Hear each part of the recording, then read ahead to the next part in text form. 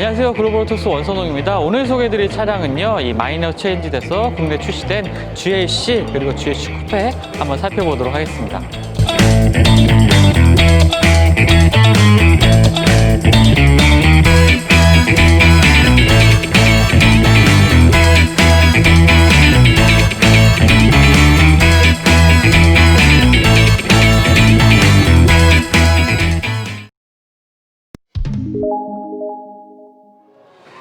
네, 그럼 달라진 GLC의 디자인 변화부터 먼저 살펴보도록 하겠습니다. 일단은 마이너 체인지이기 때문에 전체적인 변화 자체가 그렇게 크지는 않습니다. 라디에이터 그릴이라든지 헤드램프 그리고 범퍼 하단 부분 이런 부분들의 디자인 변화가 있을 뿐이고요. 국내에 출시된 이번에는 이제 가솔린 모델, SUV 모델과 그다음에 쿠페 모델 두 개의 스타일이 다른 두 가지 차종이 좀 출시가 됐습니다. 당연히 쿠페 모델 같은 경우에 이 유려한 이 루프 라인이 특징이기도 하지만 이 디자인에서도 조금 차이가 있습니다. 먼저 가장 눈에 띄는 이 쿠페 모델과의 디자인 차이점은 일단 SUV 모델 같은 경우에 앞쪽에 두 개의 라인이 들어가 있는 라디에이터 그릴 디자인을 볼 수가 있고요. 쿠페 모델 같은 경우에는 이 라디에이터 그릴이 라인에 있는 라인이 하나로 구성이 되어 있습니다. 거기다가 조금 더 다이아몬드 커팅된 조금 더 화려한 이미지의 이 라디에이터 그릴 디자인이 적용이 돼서 조금 더 다른 분위기를 연출을 하고 있고요. 또 헤드램프 하단으로 보이는 이 그래픽 형상 자체도 조금 차이가 있습니다. 일반 SUV 모델 같은 경우에는 이렇게 검은색 플레이트가 되어 있는 이런 하단부 모습을 보여주고 있고요. 쿠페 모델 같은 경우는 이제 두 개의 라인이 들어간 좀 더 넓은 크기의 이 플레이트가 들어져 있어서 강렬한 이미지, 강한 이미지를 좀 보여주고 있는 것이 전면부 디자인의 좀 차이점이라고 볼 수가 있겠습니다. 그리고 SUV 모델의 좀 차이점이라면 이제 아래쪽에 이제 범퍼 하단으로 스키드 플레이트가 좀 더해져 있다는 부분인데요. 크롬 장식에 좀 반짝이는 소재의 이 크롬 플레이트, 스키드 플레이트가 좀 적용이 돼 있어서 조금 더 이제 SUV 모델, 오프로드 성격이 좀 강조된 듯한 그러한 모습도 보여주고 있습니다. 쿠페 모델과는 이런 부분에 있어서 좀 차이점을 보이고 있는 부분이고요. 헤드램프 디자인도 역시 좀 변화가 됐습니다. 조금 더 와이드한 크기에, 좀 더 넓은 크기의 이 헤드램프가 적용이 됐고요. 또 아래쪽으로 라인이 하나, 위쪽으로 주간 주행등 라인, 이 두 개의 주간 주행등 라인을 볼 수가 있고, 그 안쪽으로 총 6개의 이 램프들이, LED 램프들이 조합이 돼서 사양등, 하향등 구성이 돼서 조합이 된 것을 볼 수가 있습니다. 이 차량의 측면부 디자인에서는 기존 모델과 그렇게 큰 변화는 없습니다. 보시는 것처럼 주요 특징을 좀 살펴보자면요. 도어 하단에 이 발판이라든지 1열과 2열 이 글라스를 가로지르는 둘러싸고 있는 이 크롬 몰딩 같은 부분, 이런 부분들은 기존 모델과 이어지고 있는 중요한 특징이긴 하지만 상당히 좀 화려한 이미지를 만드는 측면 디자인 요소들이죠. 휠 같은 경우에는 19인치 휠이 적용이 되어 있습니다. 쿠페 모델과 조금 SUV 모델과 쿠페 모델과 조금 다른 디자인을 통해서 차별화를 두고 있는 부분이 있고요. 결정적으로 이제 쿠페 모델과의 차이점이라면 바로 이 뒤쪽에 보시는 이 측면 라인이겠죠. SUV 모델 같은 경우에 조금 더 높은 전고를 가져가는 이 루프 라인을 보여주고 있고, 쿠페 모델 같은 경우에는 또 스포티한 이 뒤쪽 형상을 보여주기 위해서 루프 각도가 상당히 좀 빠르게 내려가는 이러한 모습을 보여주고 있습니다. 외관만 봐도 알 수 있듯이요. 아무래도 쿠페 모델 같은 경우에 스타일을 중시하다 보니까 2열 공간에서의 개방감이 다소 좀 떨어질 수는 있습니다. 그런 부분과의 좀 차이점, 일반 SUV 모델과 이 쿠페 모델과의 차이라고 보시면 되겠네요. 네, 지금은 이제 SUV 모델과 쿠페 모델 이 양쪽의 뒷면을 좀 같이 보고 계시는데요. 이 뒤쪽에서 봐도 확연히 이 두 차종의 그 라인, 차량의 그 캐릭터 라인들이 확실히 좀 차이가 나는 것을 볼 수가 있습니다. 일단은 SUV 모델을 기준으로 좀 설명을 드리자면요. 이 리어램프의 형상이 많이 바뀌었습니다. 기존에 없던 이 사각형의 이 라운드된 브레이크 등 디자인이 좀 적용된 것을 볼 수가 있는데요. 이 디자인은 단순하게 이제 GLC뿐만 아니라 앞으로 출시될 메르세데스 벤츠 SUV 모델에 모두 다 적용되는 그러한 디자인 요소, 뒤쪽에서 볼 수 있는 디자인 요소라고 합니다. 앞으로도 계속 적용될 예정이고요. 뒷모습 같은 경우에 이 쿠페, 옆쪽에 보시는 쿠페 모델과 좀 확연히 차이가 나는 부분이 있죠. 기본적으로 이 엠블럼 같은 경우에 SUV 모델은 이 넘버 플레이트 위쪽에 있는 반면에 이 쿠페 모델 같은 경우에는 이 리어 스포일러 하단으로 트렁크 리드 중간에, 트렁크 게이트 중간에 위치해 있는 이러한 위치 차이도 있을 수 있겠고요. 또 리어 램프의 형상 자체도 쿠페 모델이 조금 더 넓은 크기의 이 리어 램프 디자인을 보여주고 있습니다. 이 끝부분도 좀 날렵하게 깎여서 들어가는 이러한 형상을 좀 보여주고 있죠. 그리고 이제 뒷면에서 보는 이 글라스 같은 경우에도 이 각도가 확실히 좀 차이가 나기 때문에 SUV 모델 같은 경우에 넉넉한 적재 공간을 특징으로 하고 있고, 쿠페 모델 같은 경우에는 조금 적재 공간은 좁긴 하지만 스타일을 중시한 모습을 이렇게 뒷모습을 보면서 확인할 수가 있습니다. 네, 이제 차량 내부의 한번 디자인도 살펴보겠습니다. 이 마이너 체인지인 만큼 실내 디자인 역시 그렇게 큰 변화를 겪지는 않았습니다.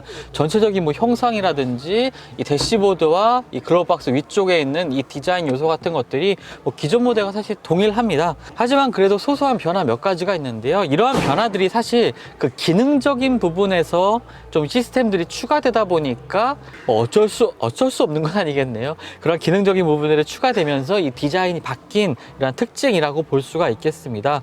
먼저 계기판과 터치 디스플레이 같은 경우에 이제 바뀌었죠. 멜스 벤츠의 최신 인포테인먼트 시스템인 MBUX가 적용이 되면서 이 계기판 역시 디지털화됐고, 이 12.3인치 디스플레이 역시 터치 방식을 적용하는 이러한 디스플레이로 바뀌었습니다. 스티어링 휠 같은 경우에도요, 기존의 왼쪽과 오른쪽에는 이제 버튼 방식의 물리적인 버튼으로 구성된 버튼들이 좀 갖춰져 있었는데, 그런 것들이 벤츠의 뭐 S클래스에도 적용됐던 이 터치 패드가 적용이 되면서 조금 더 쓰임새가 좋아졌습니다. 그리고 스티어링 구성 자체가 이 왼쪽에는 이제 어댑티브 크루즈 컨트롤을 활성화시킬 수 있는 기능들, 그리고 오른쪽에는 다양한 메뉴들을 선택할 수 있는 버튼들, 이런 식으로 좀 구성이 되어 있고요. 또 디스플레이 창 하단부의 형태는 뭐 기존 모델과 동일합니다. 또 무선 충전 패드도 지원을 하고 있고, 앞쪽에는 이제 USB 포트 C타입의 USB 포트도 탑재가 되어 있고요. 또 암레스트를 열어보면 이 안쪽에도 두 개의 USB C타입의 포트가 적용되어 있는 것을 볼 수가 있습니다. 그 앞쪽에 이제 암레스트 앞쪽에 이제 큰 변화가 있는데요. 기존에는 이제 돌리는 방식의 이 다이얼과 작은 터치패드가 조합이 된 그러한 모습을 보였다면, 요번에 이제 GLC 부분 변경을 통해서 MBUX의 이 터치 방식의 터치패드가 좀 적용이 되어 있습니다. 기존의 그 다이얼은 없어진 간단한 구조의 이러한 터치패드가 적용되어 있는 것이 특징이라고 볼 수가 있겠고요. MBUX 시스템 자체는 기존보다 확실히 좀 편해진 것은 맞습니다. 그리고 또 국내에서 멜스 벤츠 코리아에서 이제 현지화를 많이 진행해서 사용하기 편해진 부분이 있긴 하지만, 여전히 그래도 이제 국내 자동차 제조사들에서 이제 선보이고 있는 최신의 인포테인먼트 시스템의 같은 경우보다는 조금 사용하기가 좀 불편한 점이 있는 것이 사실입니다. 특히나 이제 뭐 한글 인식 같은 경우에, 그리고 음성 인식 같은 경우에 인식률이 조금 떨어지는 부분이 있는데요. 그런 부분을 좀 극명하게 느꼈던 부분이 최근에 출시됐던 GV80을 체험하면서, 역시 이제 현지에서 만들어진 인포테인먼트 시스템이 한국인의 발음이라든지 필기 인식도 더 정확한 부분이 있었습니다. 이런 부분들은 아마 차량을 구매하시기 전에 조금 비교를 해 보신다면 좀 좋은 체험이 되지 않을까, 이렇게 생각이 됩니다. 네, 2열 공간 같은 경우에도 뭐 기존 모델보다 차량이 뭐 커지거나 한 부분이 없기 때문에 공간 자체는 동일합니다. 그래도 좀 비교를 하자면, 이제 무릎 공간 같은 경우에 주먹이 2개 정도가 더 들어가는 이 넉넉한 공간을 보여주고 있고요. 1열 시트 자체가 이제 곡선으로 조금 휘어 있는 형태입니다. 시트 자체가 두껍긴 하지만 이런 형태다 보니까 조금 더 무릎 공간이 여유가 더 생길 수 있는 부분이고요. 앞쪽에 발을 놓는 부분도 상당히 좀 여유가 있습니다. 역시나 이 쿠페 모델보다의 쿠페 모델보다 장점이라면 이 헤드룸 공간에 있겠죠. 헤드룸 공간에 주먹이 하나 반 정도가 들어갈 수 있는 이러한 공간을 보여주는 것이 이 쿠페와 이 SUV 모델, 지금 제가 보여드리고 있는 SUV 모델의 좀 차이라고 볼 수가 있겠고요. 암레스트를 한번 열어보면요, 암레스트에는 이렇게 접히는 방식의 컵홀더 2개가 위치를 해 있습니다. 컵홀더 같은 경우에 이렇게 펴지는 형태로 되어 있어서요, 컵을 홀딩 해주는 능력도 좀 괜찮고요. 그리고 열어보면 작은 수납 공간이 있습니다. 그리고 이 앞쪽으로, 무릎 앞쪽으로는 송풍구 2개의 송풍구가 위치를 해 있고, 이 레버를 열어보면은 2개의 USB 포트, C타입의 USB 포트 2개와 함께 이 시거잭이 위치해 있는 것도 볼 수가 있네요. 시트 같은 경우에 4대 2대 4로 접히는 방식입니다. 지금 가운데 이 암레스트가 들어있던 부분이 이렇게 열리고요. 흡사이즈 세단에서 스키스로를 사용하듯이 조금 더 긴 짐을 넣을 수 있게 편리하게 이렇게 4대 2대 4로 분할되는 이 시트를 볼 수가 있겠고요. 그리고 시트 같은 경우에는 가운데 부분은 이 안쪽에서 이렇게 접을 수가 있지만 왼쪽과 오른쪽에 앉는 시트 같은 경우에 이제 트렁크에서 버튼을 눌러서 시트를 접게 됩니다. 마지막으로 시트 공간 같은 경우에도 말씀드렸던 것처럼 이 발 공간은 여유가 있긴 하지만 4륜구동 모델이다 보니까 이 구동축의 진화룸이 조금 올라와 있긴 합니다. 그래서 성인 4명이 앉기에 가장 적합한 최적의 구성이고요. 가운데 시트에 앉는 분은 다소 조금 불편할 수가 있습니다. 그리고 헤드레스트 크기 같은 경우에 이 앞쪽보다 확실히 좀 작은 부분이 있습니다. 그래서 이제 등을 기대 보면은 시트가 그래도 이 헤드레스트 부분이 조금 탄력이 있고 말랑말랑한 이 쿠션감을 보여주고 있어서 기대면 상당히 좀 괜찮긴 하지만 이 시트에 머리를 받쳐주는 공간이 그렇게 크진 않기 때문에 머리를 이렇게 기댔을 때 완전히 좀 고정해주는 그러한 타입은 아닌 것 같습니다. 지금 앉아있는 곳은 이제 쿠페 모델의 2열 공간입니다. 2열 공간이 확실히 이 머리 공간이 한 주먹 하나 정도가 이제 일반 SUV 모델과 좀 차이가 나는 것 같아요. 좀 그리고 개방감에서는 확실히 이 SUV 모델보다 떨어지는 부분이 있습니다. 이 글라스도 좀 작고요. 그리고 쿼터 글라스까지도 없기 때문에 이런 부분에서 좀 차이가 있는 것 같긴 하지만 뭐 무릎 공간이라든지 하부 공간은 기존 SUV 모델과 동일합니다. 네, 이제 적재 공간도 한번 살펴봐야겠죠. 적재 공간 자체가 이제 SUV랑 쿠페 모델 당연히 적재 공간의 차이가 있습니다. 이 SUV 모델 같은 경우에 580부터 1100리터까지 적재 공간을 늘릴 수가 있고요. 쿠페 모델 같은 경우에는 500리터에서 1000리터까지 늘어납니다. 그러니까 한 적재 공간 자체가 한 80리터 정도가 차이가 나는 거죠. 사실 그 차량의 스타일을 조금 생각해 봤을 때 적재 공간 자체가 그렇게 극적으로 차이가 나는 부분은 아닙니다. 쿠페 모델을 선택해도 어느 정도 좀 여유 있는 적재 공간을 이제 확보했다라는 그러한 의미로 받아들일 수가 있겠고요. 이 적재 공간 하단에 보면은 이렇게 열어서 보면은 굉장히 조금 다양한 넓은 공간에 이 수납 공간이 있는 것을 볼 수가 있습니다. 차량 내부의 그 액세서리로 이렇게 수납함까지도 마련이 되어 있는 것을 볼 수가 있고요. 그 외에도 굉장히 조금 이 수납 공간 자체의 깊이도 깊고 넓이도 넓어서 뭐 이것저것 뭐 청소도구라든지 이것저것 뭐 수납하는 물품들을 정리해서 넣을 수가 있게 되어 있고요. 트렁크의 좌우로는 이 왼쪽에만 이 네트로 된 이 적재함 수납 공간이 있습니다. 그리고 차량의 이 끝쪽에 좌우에 보면요, 이 각각의 그 시트를 2열 시트를 이제 눕힐 수 있는 버튼들이 있는데요. 이런 식으로 버튼을 누르게 되면은 바로 2열 시트가 접히는 구조입니다. 물론 이제 버튼을 다시 눌러서 세워지진 않습니다. 전동식은 아니고 단순하게 접을 수만 있는 그러한 형태로 구성된 모습이고요. 짐이 흔들리는 것을 막을 수 있는 이 가림막도 구성이 되어 있는 이 적재 공간 보여주고 있습니다. 네, 그럼 지금부터 신형 GLC의 달라진 부분 그리고 주행 성능 한번 알아보도록 하겠습니다. 일단은 거의 뭐 4년, 횟수로는 5년 만에 이 부분 변경 모델이 국내 시장에 출시가 됐죠. 기존의 GLC 같은 경우에는 뭐 디젤 모델도 있었지만 일단 그 달라진 GLC 같은 경우에 가솔린 모델이 먼저 출시가 됐습니다. 메르스 벤츠의 그 SUV 라인업, 이제 국내 시장에서 상당히 좀 다양한 SUV 라인업을 지금 갖춰 나가고 좀 라인업을 확실히 좀 늘려 나가고 있는데요. 가장 작은 모델은 GLA, 그리고 올해 또 출시 예정인 GLB가 있죠. GLB의 바로 윗급 모델이 바로 지금 시승하고 있는 GLC고요. 그 다음에 GLS도 있고 가장 뭐 상위 모델이라고 할 수 있는 정통 오프로드 모델인 G클래스 모델까지 상당히 좀 다양한 모델들을 가지고 있습니다. 이렇게 좀 다양한 라인업을 갖춘 것은 역시나 이 해외 시장뿐만 아니라 국내 시장에서의 뭐 SUV의 인기 그런 것에 힘입어서 뭐 독일 제조사뿐만 아니라 모든 제조사들이 좀 추구하고 있는 라인업 전략이기도 합니다. 이 GLC가 글로벌 시장에 출시된 게 작년입니다. 작년 말에 이제 글로벌 시장에 출시가 됐고 이제 국내 시장에 들어왔는데요. 이 글로벌 시장에서 이 GLC의 가장 큰 변화라면은 이 새로운 파워트레인이 적용됐다는 점이었습니다. 기존 엔진 같은 경우에 M264 코드네임을 가지고 있는 이 엔진들이 탑재가 됐었는데요. 가솔린 엔진 같은 경우에요.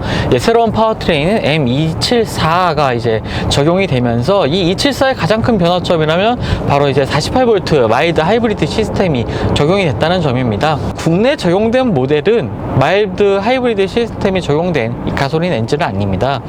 그런 부분들이 사실 좀 아쉽긴 한데요. 기존 엔진과 배기량은 동일합니다. 2.0L 직렬 4기통 이 엔진에 탑재한 엔진은 같지만 이 출력이 튜닝을 통해서 조금 더 출력이 좀 상승했고요. 한 13마력 정도가 기존 모델보다 출력이 좀 높아졌다고 합니다. 기존 모델보다 13마력 정도 출력이 향상이 됐는데요.